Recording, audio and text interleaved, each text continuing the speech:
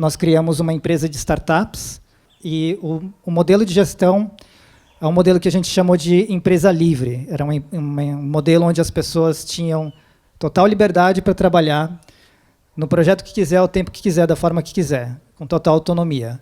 Para quem acha que isso é uma receita de insucesso, que isso pode dar merda, que pode dar problemas de relacionamento, pode apostar que sim.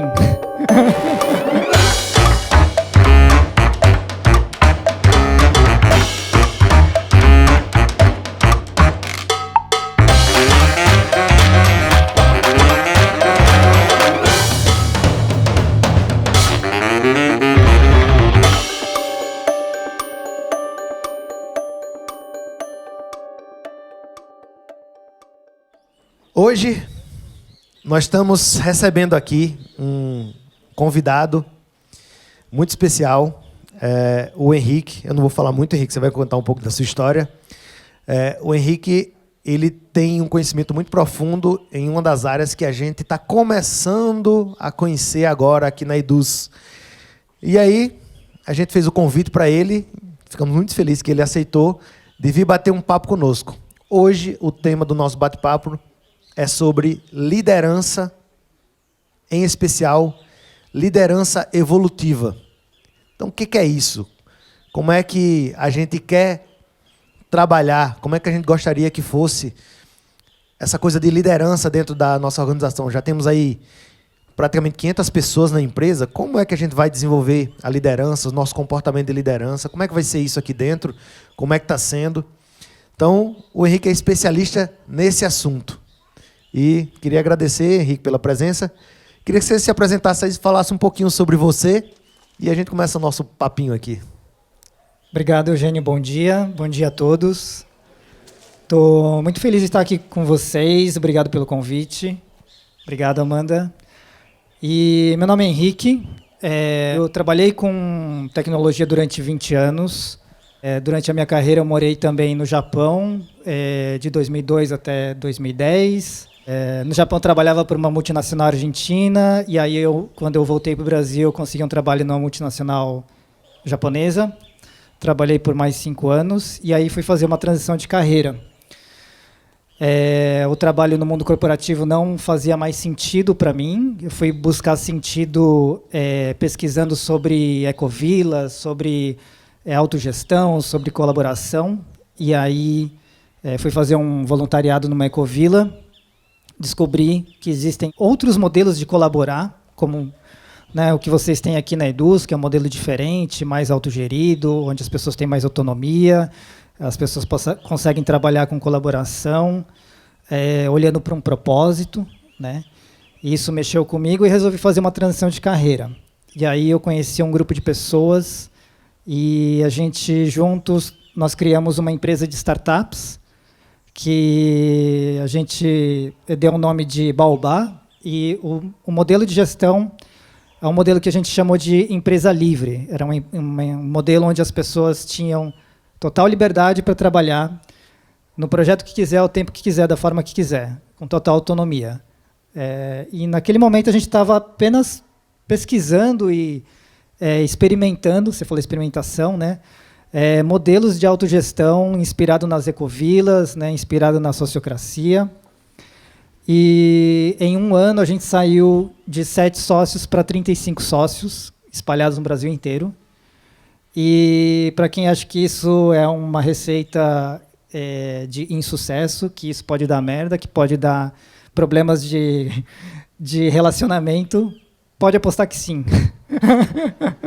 Em um ano, a gente não conseguiu alcançar os nossos objetivos, a gente resolveu dissolver a Baobá, cada startup seguiu o seu caminho, e em alguns meses a energia foi caindo, e nenhuma delas acabou sobrevivendo.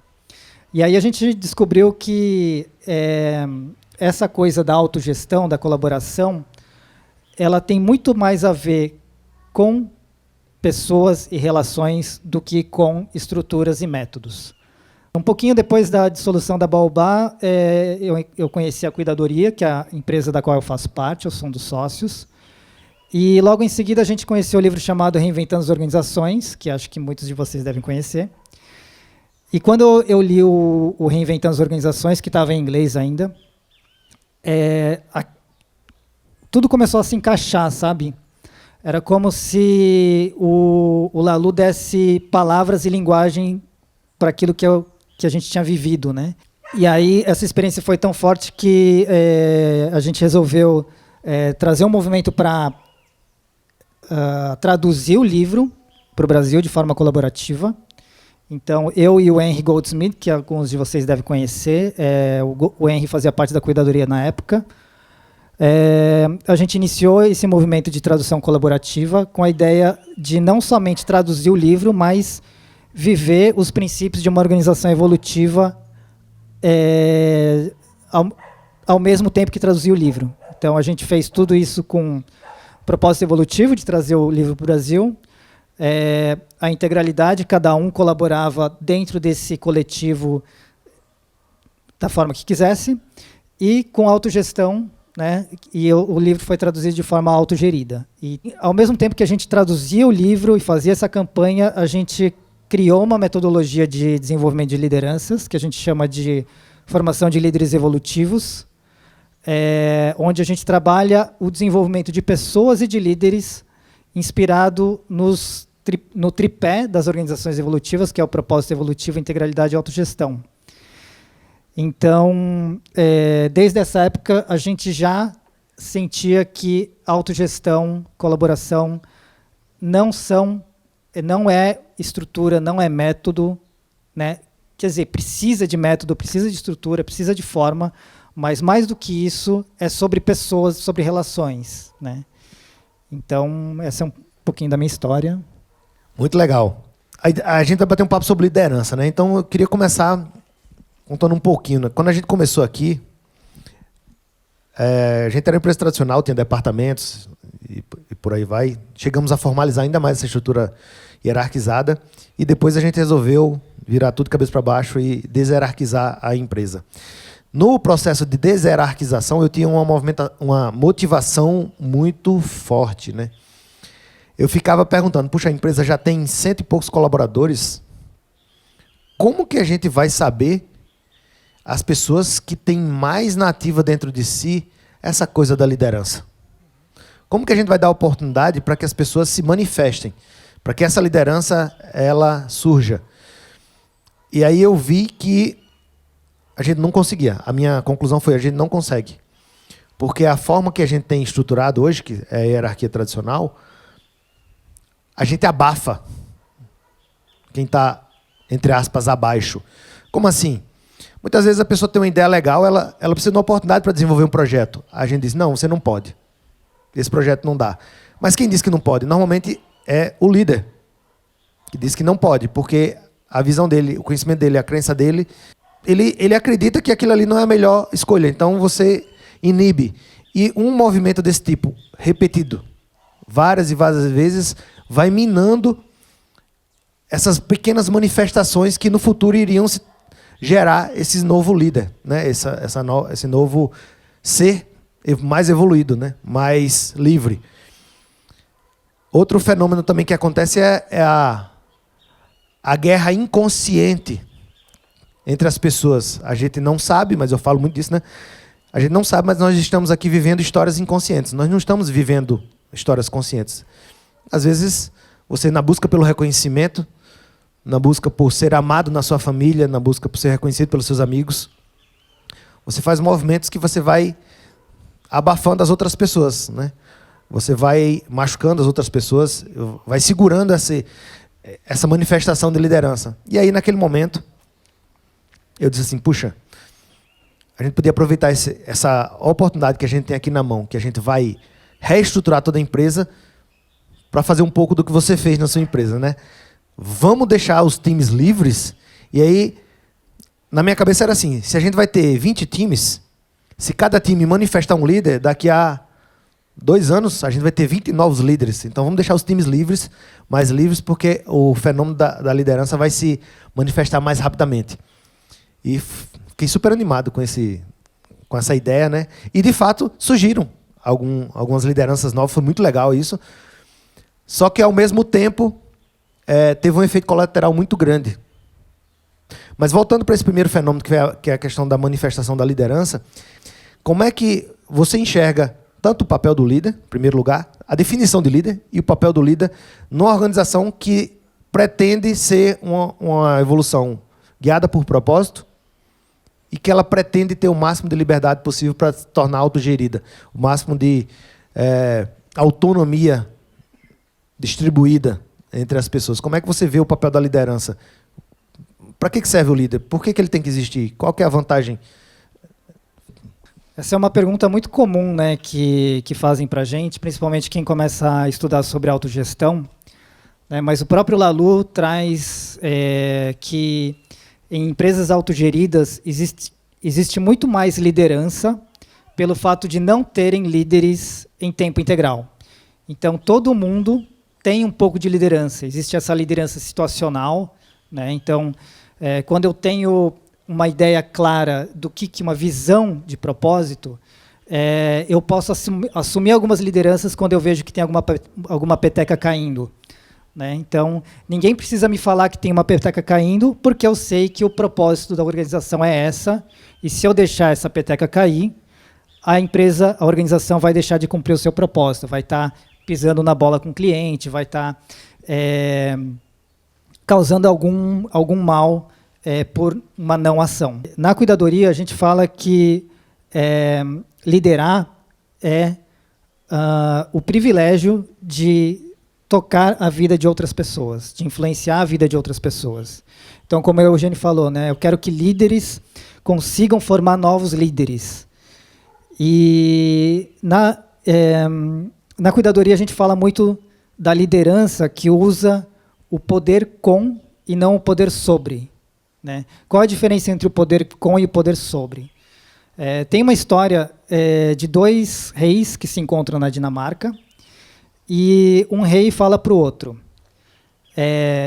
no meu reinado eu tenho tanto poder que se eu for naquela casinha bater na porta e pedir para o cara, para o dono daquela casa, subir nessa torre e se jogar, ele se joga. E aí o outro rei falou assim, tá vendo aquela casinha? Se eu chegar lá, naquela casa, e pedir um abrigo por uma noite, essa pessoa vai me dar o abrigo e eu não vou temer pela minha morte, tamanho é o meu poder. Então, o primeiro rei, ele tinha uma liderança de poder sobre, e o segundo de poder com. Então, é sobre essa liderança que a gente está falando aqui, né? Empresas autogeridas não significam que a gente que não vai ter hierarquias, porque as hierarquias elas existem na natureza. Então, se a gente olhar para esse microcosmo que a gente tem aqui, a gente tem essa árvore aqui que é a maior de todas, né? A gente tem o solo, as bactérias, a gente tem micro-organismos, a micorriza, e cada um tem o seu papel, cada um está liderando de uma certa forma. Então, essa árvore grande, ela está trazendo condições, sombra, para que outros arbustos eles possam ser quem elas são. Né? Então, o líder tem esse papel de influenciar as pessoas e fazer com que as pessoas sejam quem elas são de verdade, na sua essência. E é sobre isso que a gente está falando, né, quando a gente fala de liderança. Muito bom. Você falou aí de hierarquia. Como é que vocês veem essa questão da hierarquia numa organização que busca a autogestão? A autogestão, a gente chegou nessa conclusão. A gente deseja, mas não é a coisa primordial, não é a coisa mais importante para nós. Mas a gente deseja porque a gente vê que, tendo a autogestão, a gente vai ter mais felicidade, vamos dizer assim, né, porque as pessoas estão mais livres, e também a gente vai ter maior aproveitamento das oportunidades do dia a dia, porque tem um maior volume de pessoas que estão olhando para as oportunidades, sejam elas internas ou externas. Então a gente deseja. Como é que você enxerga essa questão da hierarquia dentro de uma organização que busca evolução e busca a autogestão? Bom, outro grande engano sobre autogestão, né, empresas autogeridas, é que não existe hierarquia, né?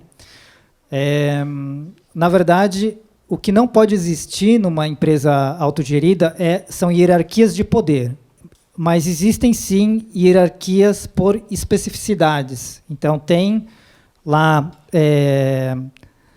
a Eduz tem as suas diversas áreas e cada área tem a sua especificidade, tem a sua autonomia para tomar decisões dentro daquilo que lhe compete. Nesse caso, áreas são contextos, né? Contextos, Perfeito. isso. Que aqui a gente chama de áreas, um grupo de pessoas, mas nesse caso é contextos, tem os seus contextos, não é isso? Exatamente. Perfeito. E as pessoas também têm os seus papéis, e dentro dos seus papéis tem os seus domínios, onde elas podem tomar as suas próprias decisões sem precisar consultar.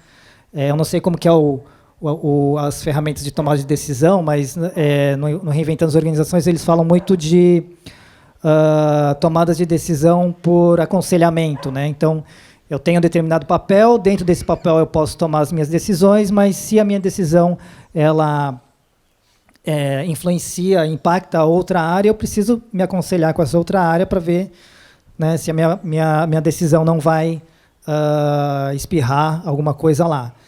Então, essas hierarquias, né, de especificidades, elas são necessárias, né, porque senão a gente estaria fazendo consenso de tudo com 500 pessoas. Então, é por isso que a gente precisa ter essas hierarquias.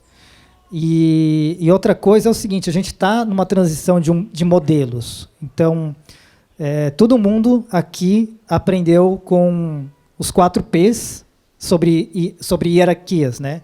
Pais, professores, patrões e pastores/padres, né? A gente aprendeu a vida toda sobre respeitar hierarquias de poder.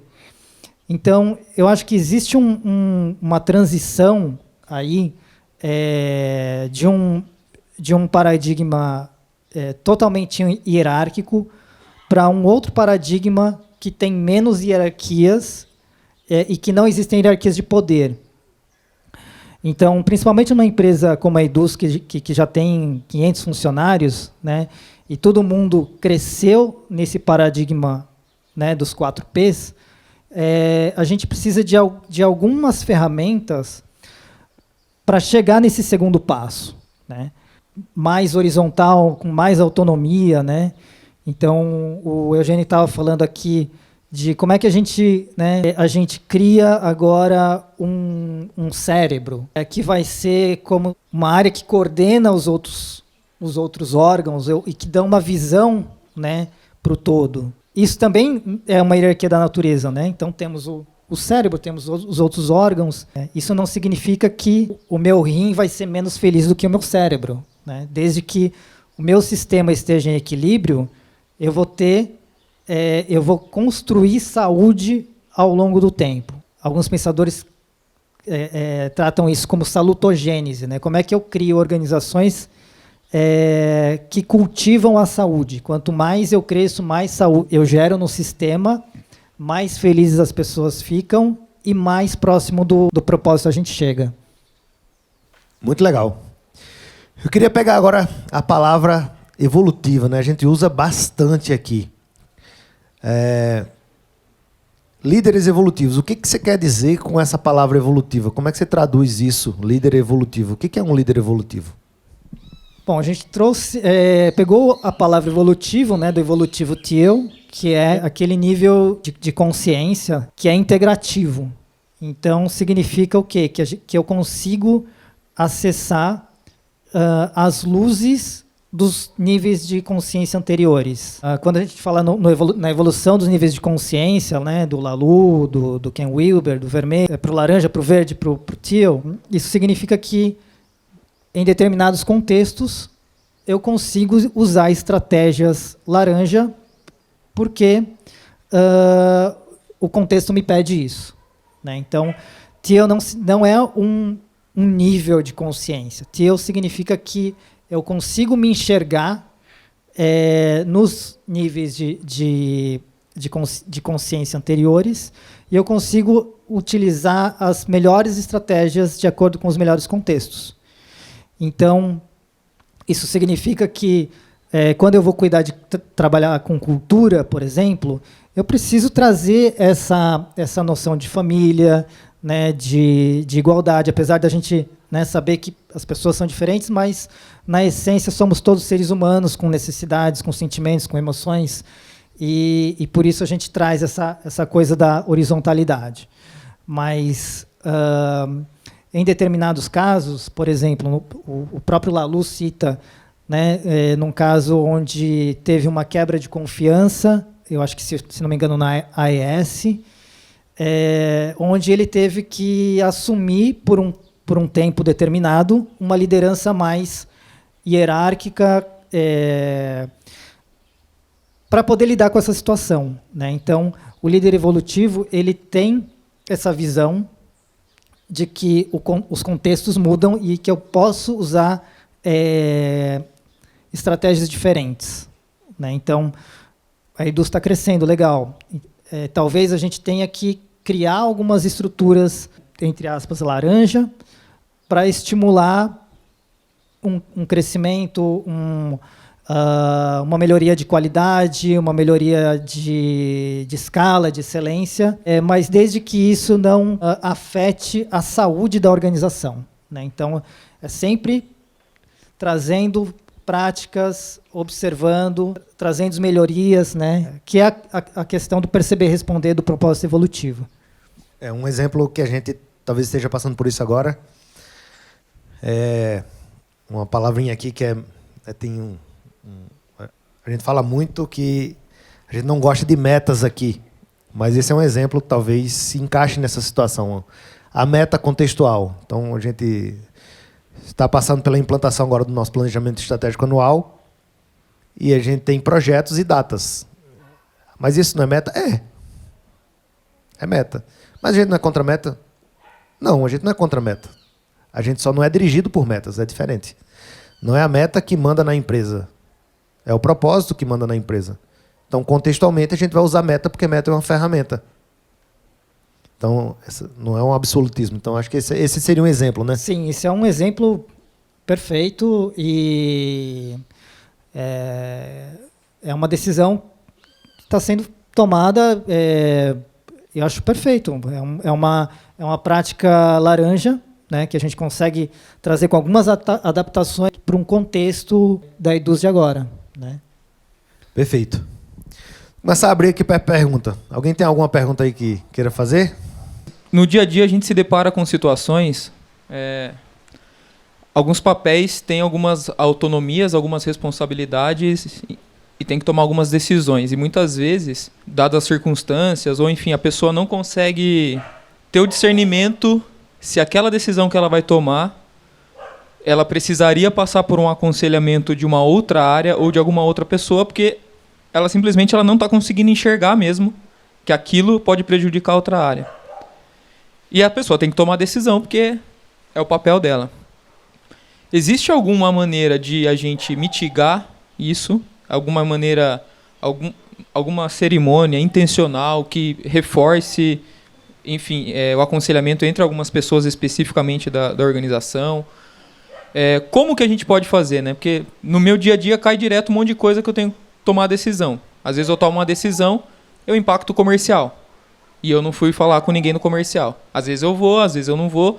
Mas eu sinto que às vezes fica subjetivo. Fica ao meu critério escolher se essa decisão eu vou ou não, saca?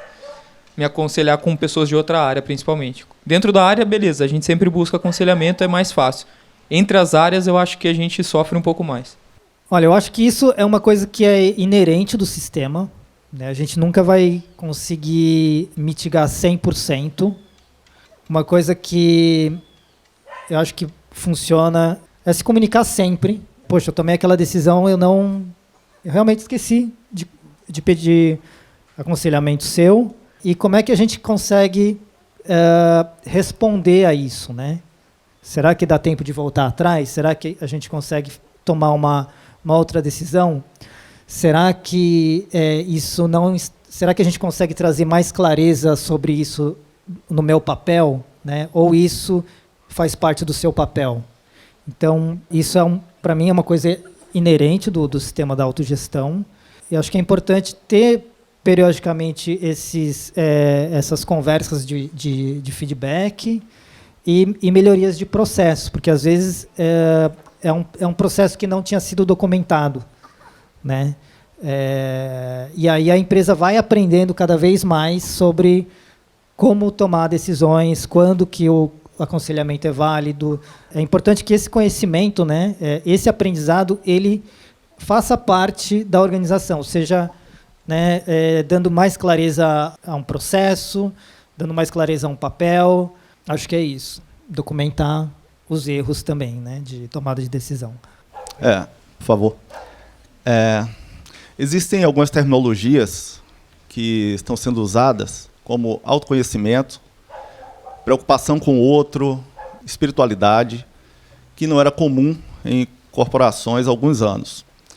Nesse contexto, algumas religiões já usavam isso há muito tempo. Existe espaço para a espiritualidade nesse formato de gestão?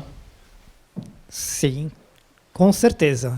Acho que tudo isso que a gente está conversando aqui tem a ver com espiritualidade, mas sem usar a palavra espiritualidade. Quando eu falo de colaboração, uma das definições de colaboração que eu tenho é que a colaboração é o amor em ação. E isso não tem nada... Isso é a coisa mais... Nada corporativo. Nada corporativo, e é uma das coisas mais espirituais que eu conheço, né? Porque o que é uma organização? Uma organização é um organismo de pessoas e relações que colaboram juntos, né? E para colaborar eu preciso de amor. Eu preciso deixar o meu ego de fora para eu poder trabalhar, oferecer o meu tempo, o meu conhecimento, o meu serviço a serviço de algo maior, que é um propósito evolutivo, né? Muito bom. Mais alguém aí? Eu queria fazer uma pergunta aqui. Você pode se alongar o quanto queira aqui para a gente fazer o nosso fechamento. Quando a gente fala de liderança evolutiva, dá alguns exemplos de comportamentos e efeitos que a gente espera ver acontecendo no dia a dia, indo um pouco mais para a prática, né? A parte factual. O que a gente poderia reconhecer como desejável ou que está demonstrando que está se manifestando essa liderança evolutiva no dia a dia? Bom, se a gente pegar os quadrantes do Ken Wilber, não sei se vocês se lembram, tem o interior, o exterior, o individual e o coletivo, né? Então, agora eu não me lembro se era de assim ou de assim, mas vamos supor, quando a gente trabalha no desenvolvimento de lideranças, a gente trabalha no primeiro quadrante, que é o interior individual. Então, a gente trabalha crenças, a gente trabalha autoconhecimento. Isso vai influenciar no segundo quadrante, que é o individual coletivo, que é como eu me expresso como líder. Quais são esses comportamentos desse líder? Esses comportamentos, eles vão ajudar a suportar o terceiro quadrante, que é o quadrante das estruturas e dos sistemas, né? E esse líder também vai influenciar no outro quadrante aqui, que é o quadrante da cultura, que é como os indivíduos, né, dessa organização eles se comportam. Então, o líder evolutivo, né, quando a gente trabalha nesse primeiro quadrante, ele acaba influenciando os outros. Não que ele seja o mais importante, né? Eu também preciso de estruturas, porque as estruturas vão me ajudar as pessoas a mudarem de comportamento, e as estruturas também vão ajudar a cultura. E a cultura também vai ajudar as estruturas e vai ajudar a retroalimentar esse sistema de crença individual que vai também... Então, assim, a liderança é um papel importante dentro desse processo, né? O papel desse líder evolutivo, né, é organizar essa colaboração. Então, vai ser um líder mais facilitador, vai ser um líder que vai ajudar a trazer o talento das pessoas. Ele vai ter esses comportamentos que vão ser os exemplos, né, para que outras pessoas sigam. Você consegue dar alguns exemplos de comportamentos que a gente identifica? Exemplos de comportamentos. Eu acho que esses exemplos de comportamentos tem muito a ver com os valores da organização, né? Uma vez que esse líder ele tem dentro de si, né, os valores da organização, ele vai tomar decisões a partir desses valores. Então, por exemplo, se um dos valores é o atendimento ao cliente, né, qualquer cliente que entre por aquela porta e se sentir perdido, né, esse líder vai lá e vai dar o melhor para atender esse cliente da melhor forma possível. E esse comportamento vai influenciar os outros, vai influenciar a cultura, né? Então, eu acho que tem a ver muito com incorporar mesmo, né, os valores da organização. Oi, meu nome é Eduardo. Quando se comenta o fato do líder, o líder não é na concepção da palavra, não que ele exerça o papel de liderança. Eu posso ter um time, por exemplo, com todos desempenhando o papel de líder. Existe algum tipo de conflito natural nas empresas? Se todo mundo está imaginando que está naquele papel de evolução, a empresa está sempre procurando crescer. Então, como é que funciona quando você tem um time muito de cabeças, todo mundo quer pensar, todo mundo quer resolver, e uma hora ou outra acaba tendo conflitos? É natural. Quando a gente pensa em conflitos, geralmente a gente pensa em algo ruim, né? Mas o conflito, na verdade, é uma oportunidade de melhoria, uma oportunidade de enxergar a partir dos olhos do outro, né? Quando esse conflito ele é motivado pelo propósito, então ele tende a ser um conflito bom, né? Então a gente consegue transformar esse conflito, né, num acordo, a gente consegue transformar esse conflito numa sugestão de melhoria, né? Vamos supor que eu tenho uma equipe com 4 pessoas e todo mundo enxerga uma oportunidade, todo mundo quer tomar a liderança disso, e isso acaba virando um conflito, por exemplo, né, como você trouxe. Então, eu acho que o papel do líder é facilitar que a gente saia desse conflito com um aprendizado, com uma decisão, com uma melhoria, com algo nesse sentido, né? Então, assim, não temer os conflitos. Confrontos, sim, são ruins, mas olhar os conflitos como oportunidades. Eu vou pegar essa tua pergunta, Eduardo. Acontece muito, quando eu faço reunião, é comum fazer reunião com alguns líderes, né, normal. E eu acho que quando o líder está num estado de consciência equilibrado, está bem, a primeira coisa que o líder faz é passar a liderança. Está numa reunião com 4, 5 pessoas, todos são líderes. É meio que natural, ninguém pergunta, eu quero... Não, é meio que natural acontecer de todo mundo passar, naquele momento, vamos dizer assim, se subordinar, se submeter à liderança de alguém naquele contexto. Ele é contextual. Então, o que mais acontece da gente ver é o líder consciente se submeter. Eu acho que uma das maiores características do líder que está no estado de consciência alta é a submissão. Porque ele entende que naquele lugar ele é fundamental para dar suporte para o processo. Ele é fundamental para facilitar o processo. E esse lugar de suporte ele só acontece quando você se submete. E da mesma forma acontece quando a coisa está pegando fogo. Alguém diz assim, galera, peraí, deixa eu pegar o bastão aqui, vamos lá. Vamos organizar aqui a coisa.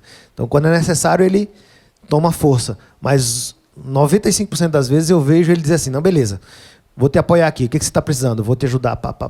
Isso é mais liderança do que estar à frente. Estar suportando é mais forte do que estar à frente. Bom, é isso aí. A gente tem aqui uma tradição aqui, né? Todos os nossos eventos a gente acaba puxando o nosso grito de guerra.